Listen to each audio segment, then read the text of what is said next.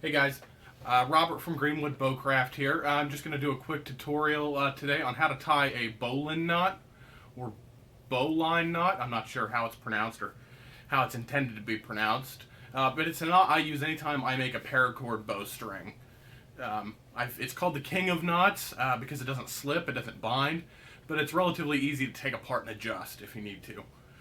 So I'm going to do a quick tutorial on that just because when I first started making PVC bows, obviously you get into it to make an affordable bow, and pretty much the most affordable string you can get is this paracord. It does have some stretch, but for the really low weight bows, it's kind of a non-issue. So I'm going to readjust the camera to a good angle for putting this knot together, and I'll show you what's going on.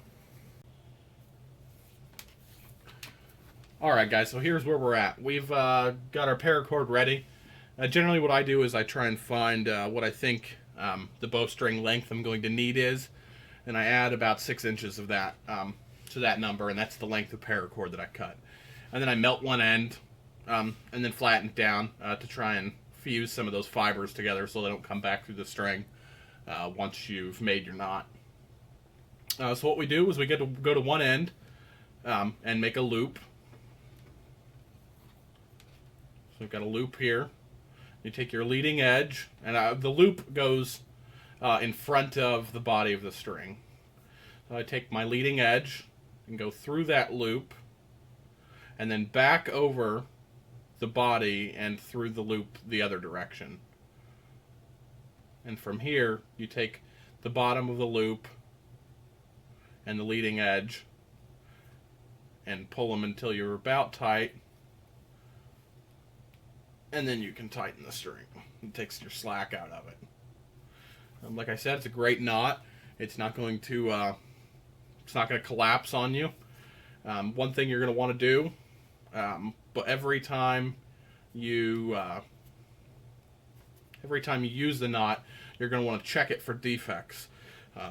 While this knot holds up remarkably well under strain, which is what it was designed to do, it does not fare as well when it's not under tension. So before you put it on your bow, you're just going to check it, pull it hand tight, make sure it's still there, because it can be taken apart relatively easily. You just grab the bottom here and pull, and the whole body of the knot comes loose. So you'll just want to retighten it. You just grab your bite and then the two strands and pull on them. If you don't do that, you're going to end up doing what I've done in the past, which is, I didn't check the knot. I put the string on my bow and went out to my backyard while my neighbor was mowing his yard and drew back. The knot gave, and I punched myself in the face, which was not cool.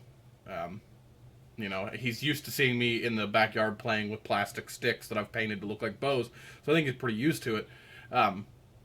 But that having been said, punching yourself in the face is never a good experience. So just check your knots before you put them on. This knot will hold up really well to anything approaching 60 pounds as far as your draw weight goes. Past that, you're really going to want to use a actual bowstring made of Dacron or Fast Flight or one of the other materials you can use out there.